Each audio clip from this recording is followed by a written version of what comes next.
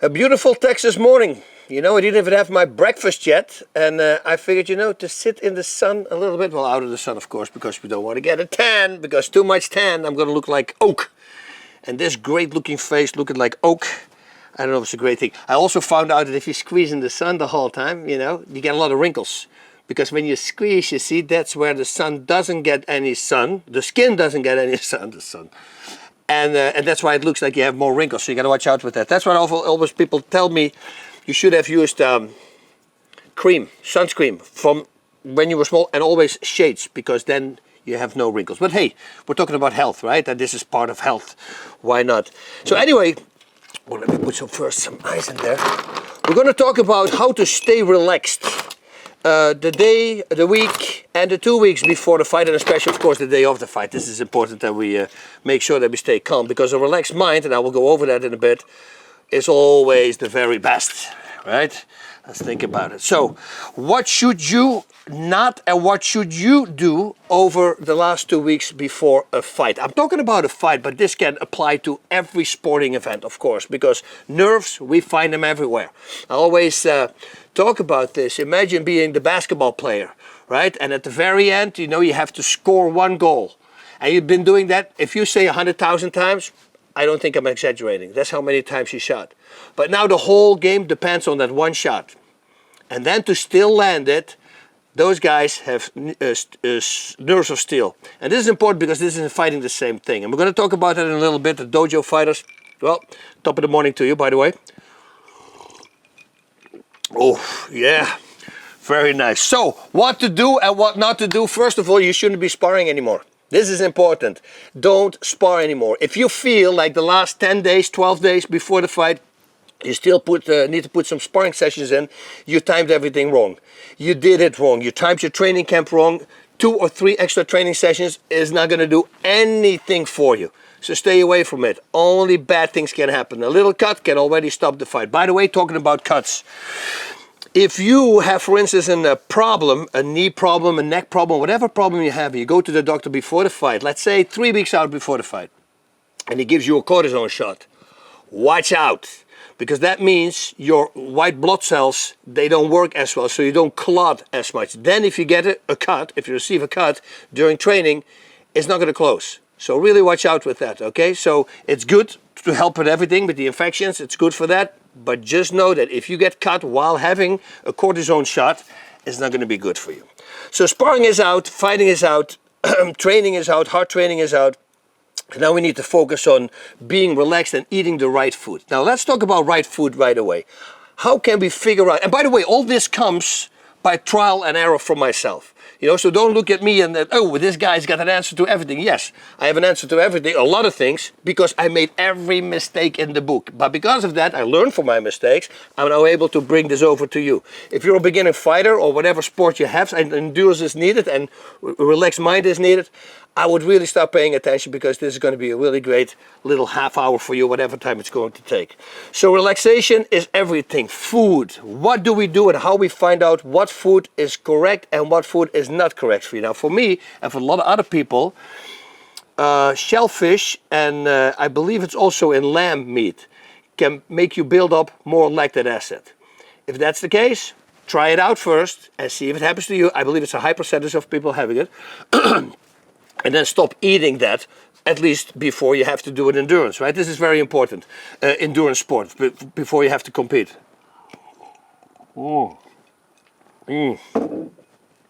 Really great. So what you want to do is you want to log everything. This is how I figured everything out myself. You log every single day, you write everything down, what you eat. In the morning, cup of coffee, write a cup of coffee down. With sugar, without sugar, write every single thing that you eat, write it down. Then when you come back, so during the whole day, everything, right? Breakfast, middle, and everything you take, write it down. This is very important. Then after every workout, you're going to also put on the calendar how your workout went. If it was a good workout, less workout, what happened, building up lactic acid. And if you do that on a separate calendar, that will be great. Calendar is the way we pronounce it in Holland, by the way. calendar, that would be great, because then you don't start cross-referencing right away from the get-go. And this is important. So you do this for 30 days, and 30 days you write down every single workout, how it went. Then after 30 days you put the two calendars together, and you're going to start finding out what days did you have your best workout. And you cross those off, and then you're going to look at what you ate before those workouts, or maybe even the day before what you ate. And you're going to find out that most of the time it's the food that makes you perform at a higher level. But this goes both ways, of course. It's also food that will make you perform at a lesser level. So now you're going to figure out, oh, I was drinking glasses of milk right there, and my workout didn't well. Okay, if that comes back, oh, there I did it again, and the workout was bad again. And then if it comes back 1 or 2 more times, now you know that milk for you it's not good before a workout. So you want to scratch that out, take it away. You can use it after you fought, after your training camp, do whatever you want to do, but before the training camp, I wouldn't do it. Like for instance, for me, I used to eat 6 slices of whole wheat bread in the morning, and I would put marmalade jelly on it. And apparently the peel, that's how I felt, from the orange, takes care of my lactic acid. I always felt great when I used that. So what did I do? For many years, I've been eating the same freaking breakfast. I will wake up at like say 5 in the morning. I would eat 6 or 8 slices of bread. I will go back to bed, try to sleep 2 more hours, then get out and then have my first workout, because now my food is also digested. It's really nice and relaxed, very important. So, stretching. You're going to have to stretch a lot, because this is important before the fight, and especially if you're dehydrating, right, from cutting weight. Ooh. Just make sure that your muscles get stretched. This is so important, because if you're dehydrating them, that means also you're dehydrating your tendons and your muscles from fluids, and that's of course never good, especially when you're in training, because you might pull a muscle or pull a tendon. This is very important not to do. So make sure that that doesn't happen, okay? But I also would like to say is, so stretching a lot. Power training, let's talk about that.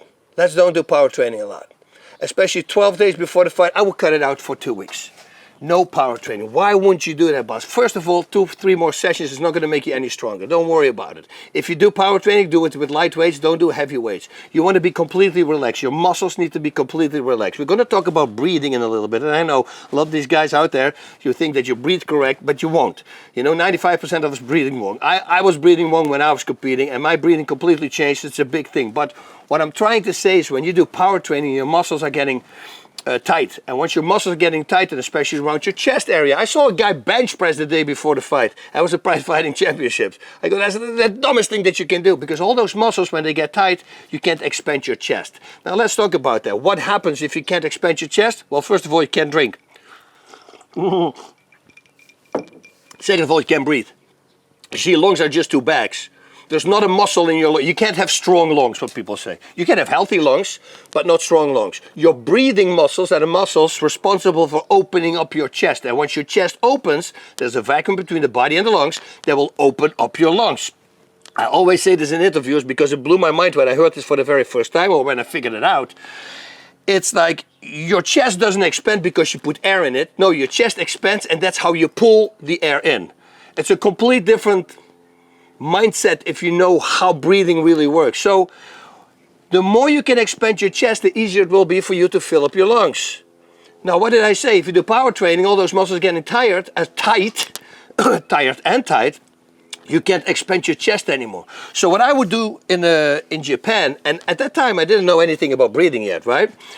What I always would do was sit-ups, and everybody thought I was crazy. Why would you do sit-ups? Because it's going to stop you from breathing, right? Because everything gets tighter. But then what I always would do as well is stretch myself out. I would have my partner stand with his back against my back, and then we would hook arms, and then he would lean over, and I would stretch out my abs. That's what I thought. And yes, I was stretching out my abs as well, but what I was also stretching out were my intercostal muscles. The intercostal muscles are the muscles in between your rib cage. And those muscles, your external intercostal muscles, are also responsible for breathing in. So the more you relax that chest, the more you stretch your chest muscles, the easier it is for you to breathe. And bada bing, bada boom, that's why I always did it, because I just felt I could breathe much better. So if you do breathing work, like for instance, if you have an O2 trainer, this is an inspiratory muscle trainer. And if you don't believe what this thing does, go to the website o2trainer.com. There's a tab called Science. click on that tab, and now you will see a bunch of published medical journals. Now, if you click on the published medical journal, it will bring you to the published medical journal website. Once you're there, just try it out. In the search bar, put in inspiratory muscle training. Just that. Hit send, and then see what happens. You're gonna get 1,500 freaking published medical journals about inspiratory muscle training and what it does for you. If you are an athlete that needs endurance for the sport, you're the dumbest person not to focus on that. I guarantee you, the dumbest person. Because if you can expand your chest maximally, you can pull up the air, the maximum amount of air into your lungs. Know that if you breathe like this, which what I was breathing like this, chest breathing is what they call this, vertical breathing is also called. 4 to 6 of these breaths is the same as one diaphragmatic breath, a horizontal breath as we call it in the course. We shot this course, Breathing for Warriors. If you really want to go into breathing, breathingforwarriors.com. Check it out. Dr. Belisa Vranich, a world-renowned breathing expert, and myself, we went on there. I studied like a freaking maniac. Everything. I sound really smart. Well, that was her. I mean, she gave me a lot of things to study, and now I do know a lot about breathing, and that's why it blows me away that if people, athletes don't pay attention to it. You know, if you go to the most highest talented athletes in the world, the Olympics, all those endurance coaches, is the first thing they do. Athlete comes in, take the shirt off, see how they breathe. And if they breathe incorrect, which 95% of the time you will be breathing incorrect, that's what they're going to be focusing on. This is important, okay? So more chest expansion, the better it is. I'm going to leave it alone for now, because otherwise you're going to think this is a freaking plug. But trust me. Oh, one thing I would like to leave with. This is a good one. Imagine you have two clones. I told this story before in an interview. If you imagine you have two clones, right? And both these guys, they decide to, everything is identical. The fingerprints are identical. The DNA is identical. They do everything the same. They eat the same, drink the same, sleep the same, get the same information. And suddenly they decide to do a competition between the two of them, a triathlon. They want to see who's the best. And they're going to give themselves 10 weeks to prepare. And then we have the running coach comes in. And these guys sit next to each other. The running coach gives them exactly the same information. So they hear everything at the same time. Then the swim coach comes in, same thing. Cycling coach comes in. And they all get the same information at the same time. They eat the same again. They do everything the same. The only difference is that one of the two also works out his breathing muscles. By the way, you have 11 pounds of breathing muscles. So that guy, his chest can expand maximally. Who do you think is going to win the triathlon? With all the things that I just said. Now you know your answer. So that means if you don't pay attention to it, Tony Ferguson, everybody's Tony Ferguson. Oh my God, he's got such an incredible stamina always. Well, look how he breathes. He's got the perfect breath. He breathed already using his core. Look at other fighters breathe. I was like that as well. Okay, now I'm going to stop because I want to drink. Ooh. Okay, so the nerves. You're 2 weeks out before the fight. And there could be some nerves, especially if this is your very first fight. So this is really great for amateurs who just started fighting. I wish I had that information because that would have helped me a lot. Because I was one of those guys who was really good in the gym. I was a dojo fighter, as they call it. I was very technical. I would just clean everybody up. But then during a fight, I wasn't that technical. Now, thankfully for me, I'm getting too fast. I was just a very powerful guy, and I was just able to knock a lot of people out. But against really good opponents, that would have been trouble. I didn't bring that game from the nice and safe environment of the dojo to the fight yet. And that all started in Japan. Suddenly, that's where everything started to become nice and relaxed. But if somebody would have told me this story, that would have helped me tremendously. So imagine, this is what I tell my students. If they're 2 weeks out, 3 weeks out, doesn't really matter, and they're nervous for the fight. I go, okay, let's shake of the argument. Let's imagine your opponent walks in right now, in our gym. I'm going to put you both in a room. We're going to close the doors. Nobody can look in. You guys just going to fight each other. And then you are not allowed to tell everybody else who won or who lost. You're going to keep that for yourselves. So when you open the door, would you care if you would lose? Now, every single student till now said, no, I wouldn't care. And that means that you're not fighting for yourself. That means that you're fighting to please other people. if you are the same.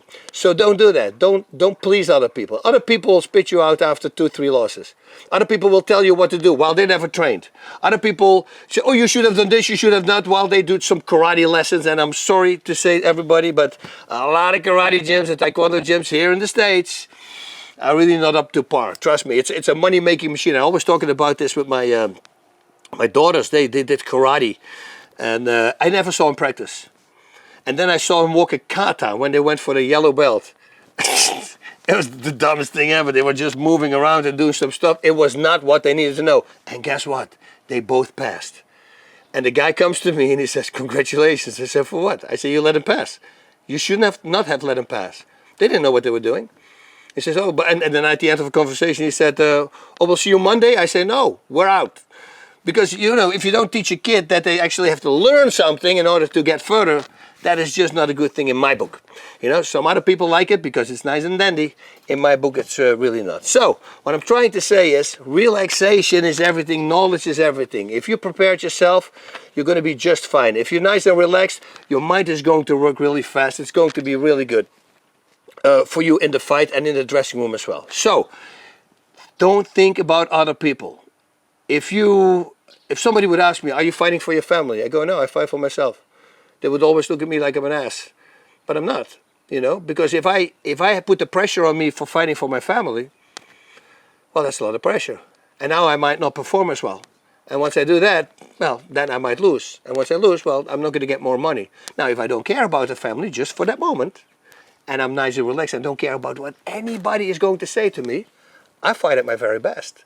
And once I fight at my very best, chances are I'm going to win. And once I win, I get more money, and now the family is automatically taken care of. You see what I mean? It's all interacting. You can all put it together. Stay nice, stay calm and relaxed. In the dressing room, this is important, you want to stay nice and calm and relaxed. Now, I understand there's fighters out there that really need to be hyped up before the fight. Smacked in the face. I never understood it, but I understand there's people that were different than me. I need the opposite. Because I'm a hyper guy myself as well, I need to calm down. This is very important. So you come in my dressing room and you start going, I'm going to kick this guy's out. I'm out. You're out. You're not allowed to be in my dressing room. I had a funny one. I'm not going to say that, but it was at the sort of fight. Somebody helped me, and he taught me to give me a little extra oomph under my butt. So just before the fight, he took me outside. Said, can I talk to you, boss? I said, sure. And he says, listen, man, this guy tries to take food away from you and your family. I go, hey, stop right there. He goes, what? I said, I don't need this talk. He goes, you sure? I said, no, I don't need this talk. I don't want to be angry. Because once you're angry, you're going to make mistakes. Anger doesn't work for anything. If you have two fighters who are equally skilled, I always say this, the one with the most stamina is probably going to win, but also the one who is completely under control of himself. That guy is probably going to win the fight. So it's very important to stay calm and relaxed. Don't get emotions coming in. Now, there was a fight in Japan, we're going to talk about this, that made me very angry. So what happened was this. I retired from Pancras, and for you people at home, that was an organization in Japan I was fighting for, but then I moved to the UFC, and I was supposed to fight Randy Couture in October. I remember that, in October, whatever the date was. The fight, by the way, never happened, before I forget to say that, but it never happened because I don't know what happened. It became somebody else.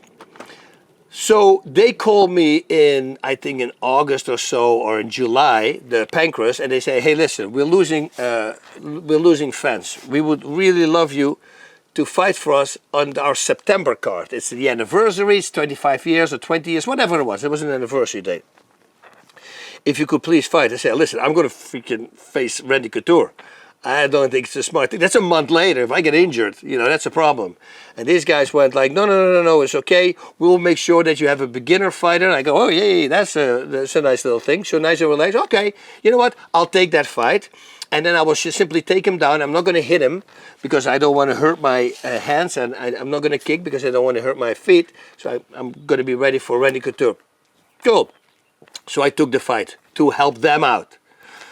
So I go to Japan, and then 2 days before the fight, I'm talking to Guy Metzger. We're walking on the street. And suddenly he drops a big one for me. He says, you know they trained this guy for you, right? And I said, ooh. He says, the fighter you're going to face. I said, what do you mean? He said, well, He used to be a professional rugby player in Japan. He's a big guy. And he started training with Funaki.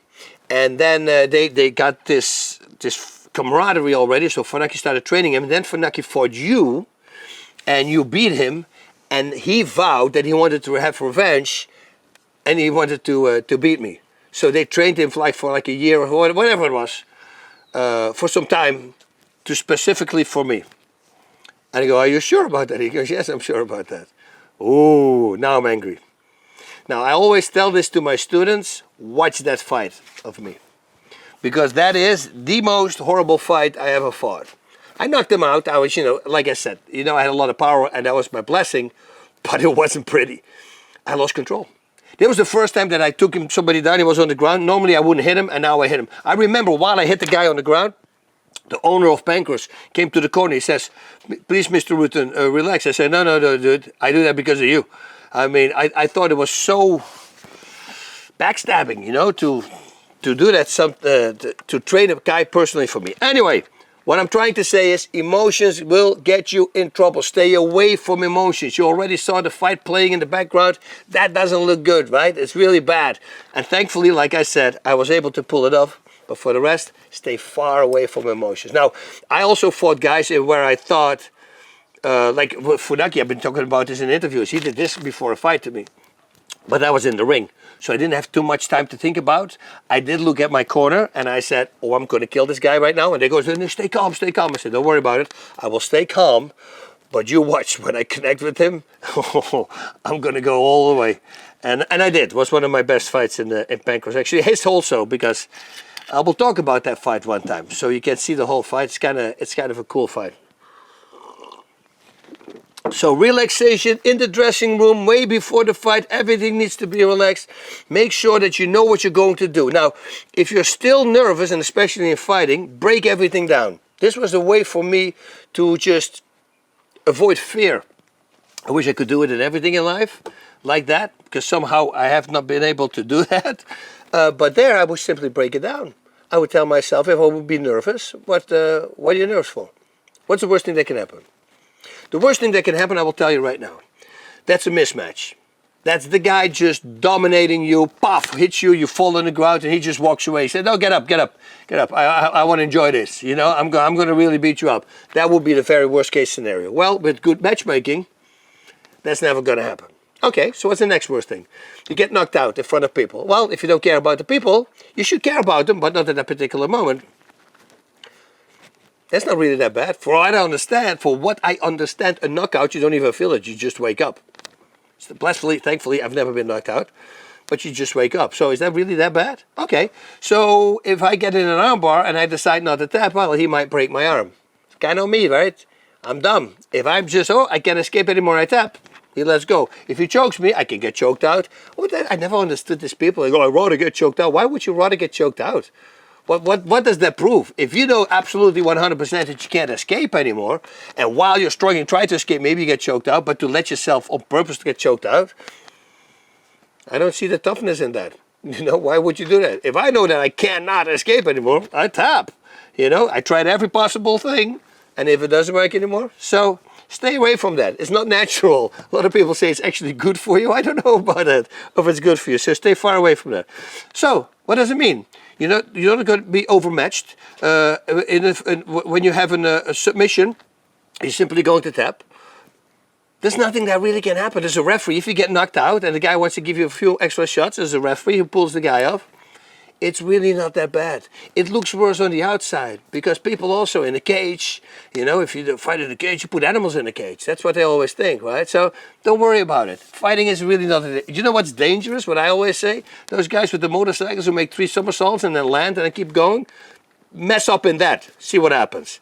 I mean, that's career-ending stuff might happen there. So watch out. Did we go over everything? The food, yes. So watch out. The day of the fight, the food. What I would do, I would eat at least 4 hours before the match. I would eat super clean food. I would bring like 2.5 cups of oatmeal, and I would just devour that, and just with water, not with milk, just with water. No honey, no sugar, no nothing, no salt, just that. and then 4 hours later it's completely digested into your system, and trust me, you're going to have enough energy. Make sure you have a real good warm-up. This is important as well. You want to have your second wind, that's what I wanted, to go into the fight. Now, if you've been training with the auto trainer for a long time, this is your second wind. So once you warm up your diaphragm with this, great. If you have an auto trainer, you just got it, and in 2 weeks is your fight, and you think this is going to help you, or it's not going to help you. It might actually backfire. So I wouldn't do it. And why is that? It's a weird thing what I'm saying, right? If I have a product that I want to sell, and now I say it might be backfiring, yeah. If you do it too much. Because you're working out your breathing muscles. If you work out your breathing muscles, you're working out muscles that you never trained before. They're going to get tired. What happens if they're tired and then you have to start fighting? It's not a good thing. It's like doing biceps curls and then you're a mover, you have to start moving boxes. That's not a good combination, right? Because now your muscles are more tired, you just worked them out. Now, if you've been training a month with this thing, now it's a whole different animal. Now your breathing muscles are updated, and that means, like before I do a conditioning workout, I'm actually using this because preliminary studies have been saying that your second wind is actually your diaphragm being warmed up. So for me, before an endurance workout, I'll do it. But if you never did the auto trainer, just wait till after your fight, then start using the auto trainer, and for a month straight, and don't worry about the first workouts. You say, oh my God, it's harder. Yes, it's harder because you just worked out your breathing muscles. But once they're updated, you're going to fly through your workouts. You're going to delay your gassing so much further. It's going to be crazy. So, also very important, when I talked about food, don't be tricked into the day before the fight to go to some freaking McDonald's sushi place, you know, where you're going to get food poisoning. Why would I say that? Because I know guys who actually did that, and then the next day they had food poisoning and they had to compete. You're the dumbest person on the planet. I've been pretty stupid my life. That I would never do. I will bring my own food. I'll bring loaves of bread from Holland. Crazy, right? And on the streets in Japan, sounds like I'm on the streets of Japan, but in the good way. I would just eat noodles. Noodles with bouillon. No crazy things in there, no chicken on it, just noodles, just carb up. This is important. So the day before the fight, watch out what you eat. Don't go to a cheap place. I would eat my own food. This is all part of your training. This is very important. Another thing that you want to do, if you're traveling to a different state or different country, put everything that you have to fight in into your carry-on. Don't put it in the suitcase because things might get lost. Also, I have had people who didn't have their favorite fight shorts, or maybe they didn't have their mouthpiece. I mean, a mouthpiece is a big thing. You don't want to make a shitty mouthpiece in hot water. You don't want to stay away from that. If you're a professional fighter and you don't have a professional mouthpiece, you shouldn't be a professional fighter. I've seen guys, like the mouthpiece falls out. That means they have one of those shitty things that they heat up and then they try to make it themselves. That's your job. Get a good set of a mouth guard. This is the most important thing there is. You got only one set of teeth, right? So make sure, Unbreakable actually, they make really good mouth guards. They help me a lot and my students as well. They're really great people. So this is very important. Things before the fight, emotions also, I've talked it already. I want to talk a little bit about emotions more. This is also before the fight. It happened with Conor McGregor when he fought Nate Diaz for the very first time. Remember that fight? Now, Conor would get in people's faces, and, you know, a lot of these guys were intimidated. They didn't want to do anything back. When he did that to Nate, though, Nate Diaz goes like, whatever, and you could tell that Conor realized he's not intimidated at all. So what he did, he stepped it up. Suddenly he hit his hand. There was something out of character happened there. And I remember the boyfriend from my daughter, Shaq, he said he's going to lose. And I go, what do you mean? He said, boss, he never broke character like that. He's going to lose the fight. I go, you think so? He says, yeah. And then he lost the fight. Then it happened again, but not with these two fighters. It happened with Ronda Rousey and Holly Holm. Same concept here. Ronda storms into her face at the stare down the day before, and Holm is just looking at her like, whatever. And you see Rousey starting to think, and suddenly she gets angry, she starts pointing out of character. And I'm looking at my wife, I go, well, based on what Shaq yesterday said, the boy of the last time said, I think she's going to lose. I mean, she never was like this before. And what do you know? She lost the fight.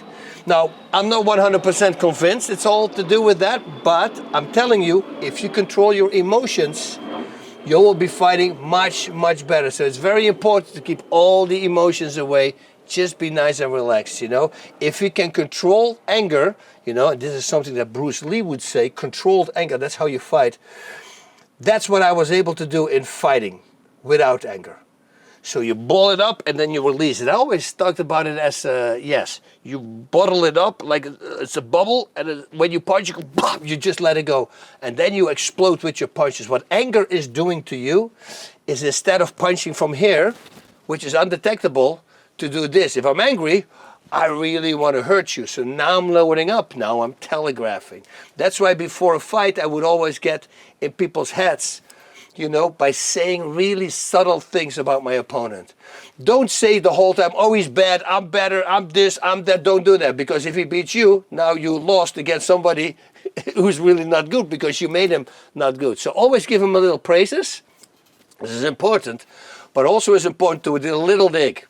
I would say, yeah, I've got a really great opponent. You know, I'm just better in every area, but no, he's really good. And he's got, and that thing that I said under my breath, I'm just better in every single area. A lot of people don't hear that. But you know who's going to hear it? My opponent's going to hear it. That's the only thing he hears. And he goes, what, mother? Okay, and now they're starting to get angry. And that's what I want. Because then they start loading up. Don't be afraid of anger. Embrace it. The more angry they are, the more dumb mistakes they might. Why do you think all these special forces and all control their breathing? Because breathing controls the vagus nerve. Do you see ever like a special forces guy like this when he tries to take an aim, or a sniper? No, they breathe perfectly. Belly breathing. No movement whatsoever in their shooting. You see, it's very important you're in control. And not only that, once you do belly breathing, you also stimulate the vagus nerve, which is responsible for dropping your heart rate, your blood pressure, and in turn, of course, when that happens, your cortisol level, so you stay nice and calm. So there's one more trick that I used to do in the dressing room before the fight, and I also didn't know why I was doing it. I would know that it would make me feel really good. Two things. One was to calm my nerves down. And what I was doing there was to take deep breaths and then breathe out. Hum. I would hum. And I would feel the humming. If you do a sound, this is my head. If I go lower in sound, I know this sounds really crazy, but try it out. You're going to feel I'm 100% right. It starts vibrating the belly. And it would make me very calm. It would drop my blood pressure and my heart rate as well. And now, many years later, when I took all these breathing courses, now I realize what I was doing. They say by breathing diaphragmatically, you stimulate the vagus nerve, the nerve I just talked about, that drops everything and that makes you calm and relaxed. What also drops and stimulates the vagus nerve is singing, humming, splashing cold water in the face, massaging your ears on the inside with like Q-tips, like a bunch of stuff. But humming and singing, and I go, wait a minute. So unknowingly, I was breathing diaphragmatically, deep breaths in with longer exhales, really good to stimulate the vagus nerve. I didn't know I was doing that, but I was automatically doing it because I was breathing in, and my humming would make sure that my exhale was longer than my inhale. So I combined both of them. Hum, and really focus on your belly to vibrate. Now, there's another one that I do, is when you have a headache. And now you focus on your head to vibrate. The same thing, I was breathing in, and then I start, it's a little higher sound, and I start massaging my skull. I know, this sounds really crazy, but I all used to do that before a fight in the dressing room when I had no clue what I was doing, and now everything is making sense. So please try it out. Don't wave this away and you go like, oh, breathing, I've been breathing since I was a baby, because we all breathe wrong, my friend. If I was a professional athlete for many years and you see me during a world title fight breathing like that, that is just not a good look. And if I look at all the fighters now in all the big organizations, I see many of these guys breathe wrong. And simple 5 minutes a day, 4.5 probably, will take care of that problem. Think about that. Working out your breathing muscles so they don't have to steal. That's gassing. You know what gassing is? The big word for that is metaborflex. That's what the doctors will say, but that's the same as gassing. Gassing is when, like for instance, you're running a hill and your legs are getting tired, and now your body starts regulating the blood flow with the oxygenated blood. It starts restricting it going to the legs. But why, boss? The legs need it. Yeah, but you know who need it more? Your breathing muscles, because your breathing muscles are the #1 priority in the body. The #1. Water is 2, food is 3. You don't do this for 3-4 minutes, you're dead. So focus on that. And that's what your body does. It starts stopping all the blood flow, the oxygenated blood to the legs, and sends it to the breathing muscles. Now, if you update those breathing muscles, they don't have to steal the blood anymore from your limbs, and your freaking endurance goes up. So really look into that, because it's good for everything, like I said, especially stamina and staying relaxed. All right, well, I'm going to have to close this thing out. Maybe only 1 ice cube, because too much it will give me a freaking brain freeze. Oh, I thought there was something else. Oh, come here, buddy. Okay, what? Just what? See if I can slide this thing. Bottoms up, right?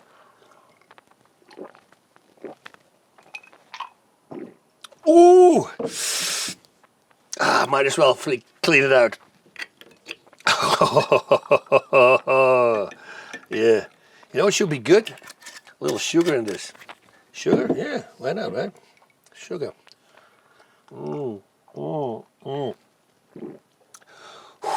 at this, how cool this is. This is a glass with a bullet, strong glass.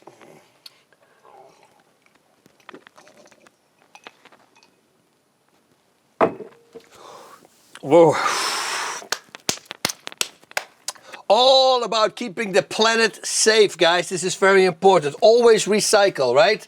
You know, if you make your own, like for instance, tea, just put it in an old bottle that you have somewhere that maybe somebody else drank, and just put it in here, because then you keep the earth going, all right? So if you have tea and you make your own nice little tea, like I just had, just put it in a bottle that you have.